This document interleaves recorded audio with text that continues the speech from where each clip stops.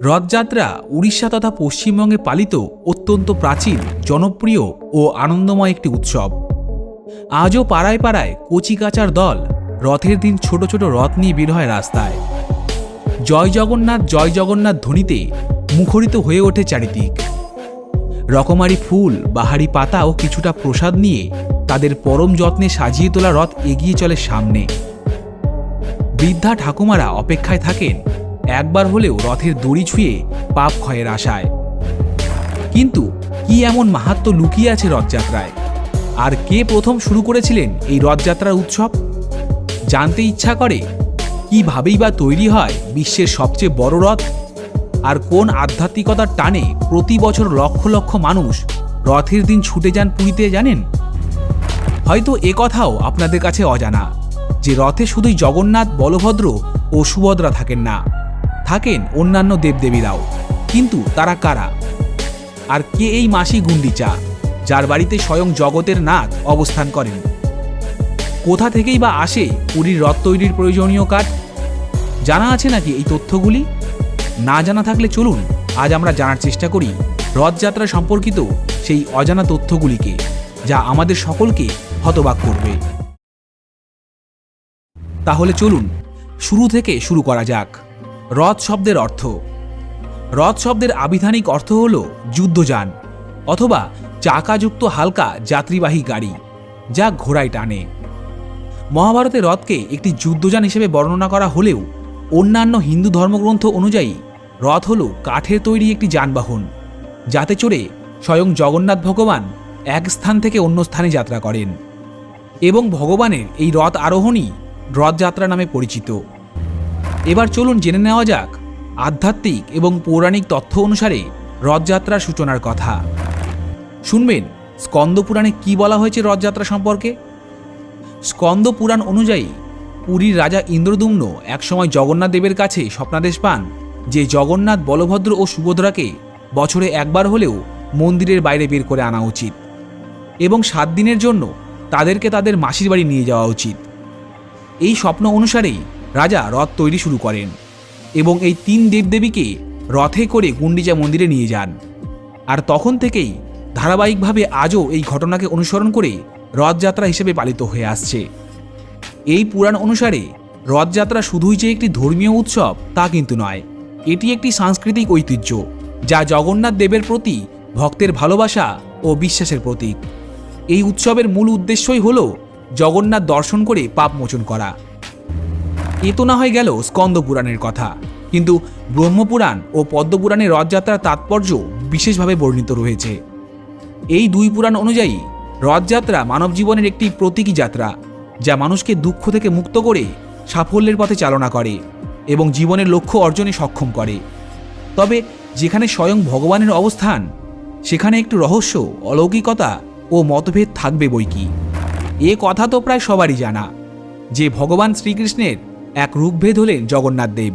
তাই বেশ কিছু পুরাণে বলা হয় কৃষ্ণ যখন কুরুক্ষেত্রে যুদ্ধে অংশ নিয়েই তার ধ্বংসপ্রবণ কর্মকাণ্ড শেষ করেন, তখন তিনি একটু বিশ্রামের জন্য ভগিনী সুভদ্রা ও ভ্রাতা বলরামকে সাথে নিয়ে তার মাতুলালয়ে যান এবং এই ঘটনা থেকেই নাকি প্রচলন হয় রথযাত্রার কনসেপ্ট।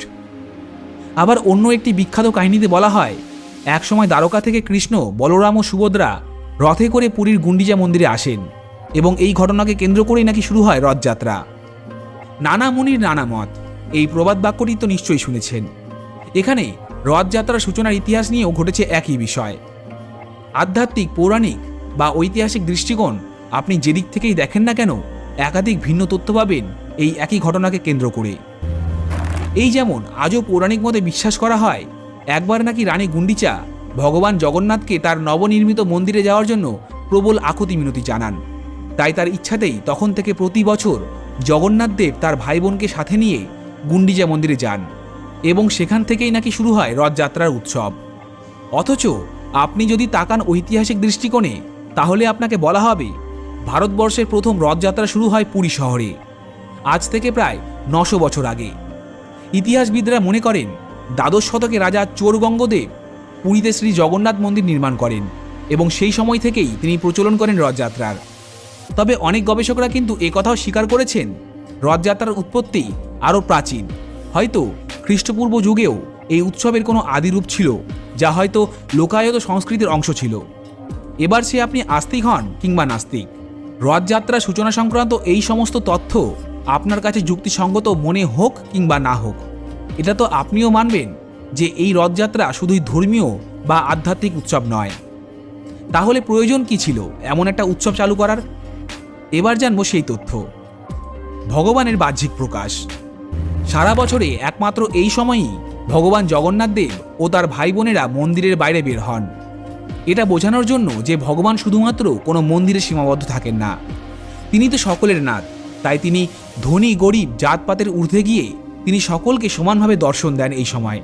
দ্বিতীয়, লোকোন্নয়ন ও ভক্তিমূলক প্রচার। হিন্দু শাস্ত্র অনুযায়ী রথে শুধুমাত্র যে জগন্নাথ, বলভদ্র ও সুভদ্রা থাকেন তা নয়, বরং তাদের সাথে সেই সময় রথে আরোহণ করে থাকেন সমগ্র ৩৩ কোটি দেবদেবী।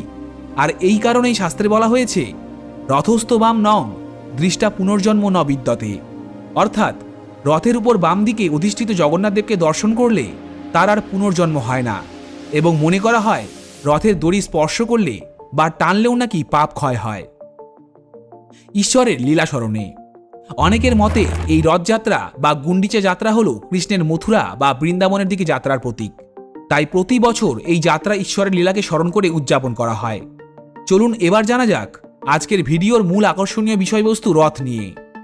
আমরা তো সকলেই জানি যে এই ৩ দেবদেবী ৩টি রথে চড়ে মাসির বাড়ি যান, কিন্তু এ কথা শুনলে আপনিও অবাক হবেন যে আজ থেকে প্রায় ৭০০ বছর পূর্বে পুরীর রথযাত্রা যাত্রাপথ ২টি ভাগে বিভক্ত ছিল, আর সেই ২টি ভাগে ৩টি করে মোট ৬টি রথ ব্যবহার করা হতো।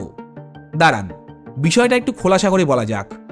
আসলে সেই সময় জগন্নাথ মন্দির থেকে গুন্ডিচা মন্দির আসার পথটির মাঝখান দিয়ে একটি প্রশস্ত বলাকুণ্ডি নালা বয়ে যেত। তাই মূল মন্দির থেকে ৩টি রথে নালার এপার পর্যন্ত আনার পর জগন্নাথ, বলভদ্র ও সুভদ্রার মূর্তি রথ থেকে নামিয়ে নালার ওই পারে অপেক্ষমান ৩টি রথে পুনঃস্থাপন করে ফের যাত্রা শুরু হতো। তবে ১৮৮২ খ্রিস্টাব্দে রাজা কেশরী নরসিংহ পুরীর রাজ্য পরিচালনার দায়িত্ব গ্রহণের পর ওই বলাগুন্ডি নালা বুঝিয়ে দেন। ফলে সেই সময় থেকেই পুরীতে ৩টি রথে করে রথযাত্রা সূচনা হয়। পুরীতে রথযাত্রার দিনে আর কিছু ঘটুক বা না ঘটুক, এই একটি ঘটনা কিন্তু প্রতি বছর ঘটবেই ঘটবে। সেটি কি বলুন তো? বৃষ্টি। রথের সময় এমন কোনো বছর নেই যে সময় বৃষ্টি হয়নি। প্রাচীনকাল থেকেই বংশ পরম্পরা মেনে এখনো পর্যন্ত কোনো আধুনিক বা বৈদ্যুতিন সরঞ্জাম ছাড়াই রথ নির্মাণ করা হয় এখানে। এমনকি বিশ্বের সবচেয়ে বড় এই রথ বানাতে ব্যবহার করা হয় না কোনো পেরে, নাটবল্টু, পিন কিংবা কোনো ধাতু। দৈর্ঘ্য মাপতেও ব্যবহৃত হয় না কোনো স্কেল বা ফিতা। তা সত্ত্বেও প্রতিটি রথের মাপ নির্দিষ্ট মাপেরই তৈরি হয়। ভগবানের এমনই লীলা। অভিজ্ঞ, নিপুণ ও নিষ্ঠাবান রথ তৈরির কারিগরেরা রথ তৈরির কাজ শুরু করেন অক্ষয় তৃতীয়া শুভ দিন থেকে।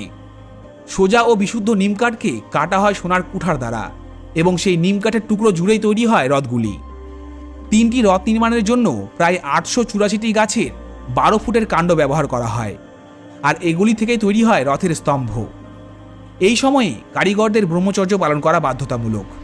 রথ তৈরি না হওয়া পর্যন্ত তাদের ওখানেই থাকতে হয়, এবং তারা একই সাথে একই সময়ে নিরামিষ আহার গ্রহণ করেন। সূতক বা পাঠকের মতো কারিগরের পরিবারের কোনো সদস্যের সঙ্গে যদি কোনো অপ্রীতিকর ঘটনা ঘটে, তবে সেই বছরে ওই কারিগরকে রথ তৈরি থেকে বিরত থাকতে হয়। নতুন করে কোনো কারিগরকে ওখানে নিয়োগ করা হয় না। বংশ পরম্পরায় প্রায় ১৪০০ কর্মীর অক্লান্ত পরিশ্রমে গড়ে ওঠা রথ প্রতিবারই গড়গড়িয়ে এগিয়ে চলে গুন্ডিচা মন্দিরের দিকে। আর সেই রথের ভিতরে জগন্নাথ, বলভদ্র ও সুভদ্রা সজ্জিত থাকেন প্রায় ২০৮ কেজি সোনা দ্বারা।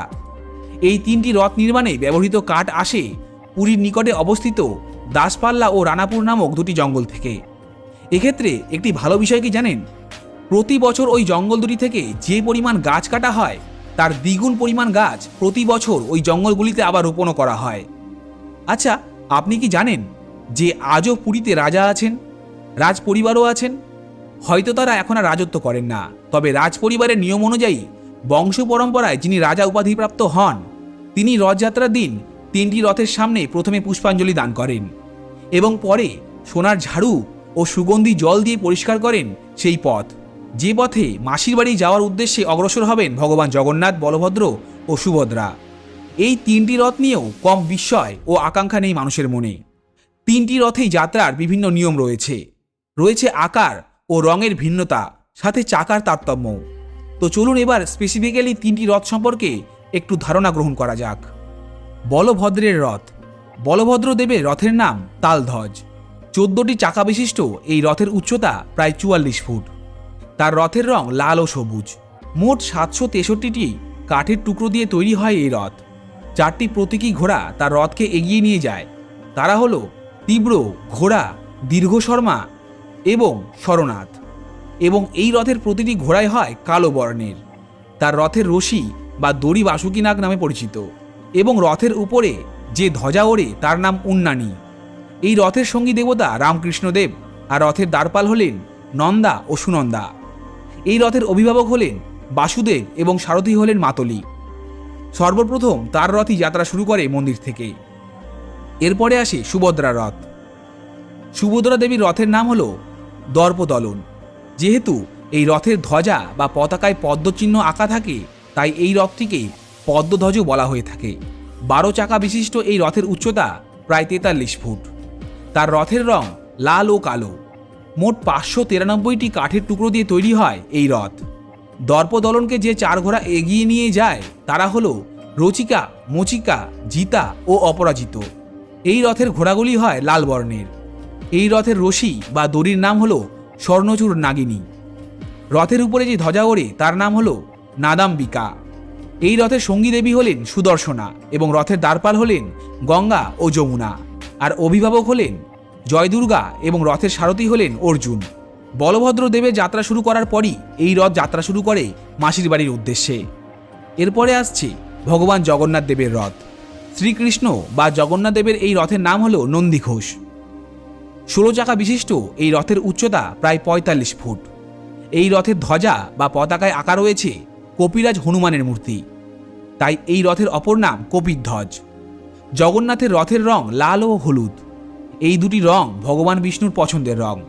মোট 832টি কাঠের টুকরো দিয়ে তৈরি হয় এই রথটি।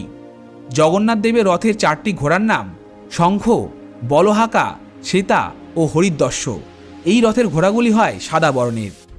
এই রথের রশি বা দড়ির নাম হলো শঙ্খচূড় নাগিনী।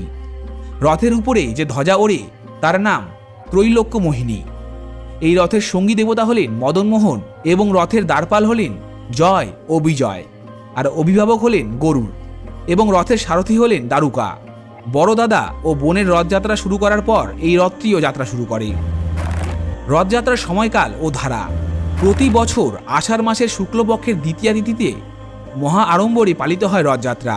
প্রতি বছর নিয়ম মেনে মন্দিরের 22টি সিঁড়ি বা ধাপ বেয়ে প্রথমে জগন্নাথ, বলভদ্র ও সুভদ্রাকে নামিয়ে আনা হয়। এই রীতি বৈশী পহাচা নামে পরিচিত। এরপর রথে চড়িয়ে তাদেরকে মন্দির থেকে প্রায় 3 মাইল দূরে আনা হয় গুন্ডিচা মন্দিরে, অর্থাৎ তাদের মাসির বাড়িতে। একে বলা হয় বহুদা যাত্রা। যাওয়ার দিনটিকে বলা হয় সোজা রথ এবং একই পথে নিজ মন্দিরে ফিরে আসাকে বলা হয় উল্টো রথ। কিন্তু জানেন কে এই গুন্ডিচা? পুরাতত্ত্ববিদদের মতে রাজা ইন্দ্রদুম্নের স্ত্রী হলেন রানী গুন্ডিচা। যাই হোক, রথযাত্রা শুধু একটি ধর্মীয় উৎসব নয়, এটি ভারতের সামাজিক ও আধ্যাত্মিক চেতনার প্রতীক। হাজার হাজার বছর ধরে এই উৎসব মানুষকে ঈশ্বরের সান্নিধ্যে এনে দিয়েছে। এর সূচনা এক পৌরাণিক কাহিনীতে হলেও এটি আজ এক বিশাল সামাজিক ও সাংস্কৃতিক আন্দোলনে পরিণত হয়েছে। আজ তবে এই পর্যন্তই। এতক্ষণ আপনাদের সাথে ছিলাম আমি শুভম। আজকের প্রস্তাবনা যদি একটুও ভালো লেগে থাকে তাহলে লাইক, কমেন্ট ও শেয়ার করতে কিন্তু ভুলবেন না। দেখা হচ্ছে পরবর্তীতে এরকমই কোনো নতুন ইন্টারেস্টিং ইনফরমেটিভ ভিডিও নিয়ে। ভালো থাকবেন, সুস্থ থাকবেন, ধন্যবাদ।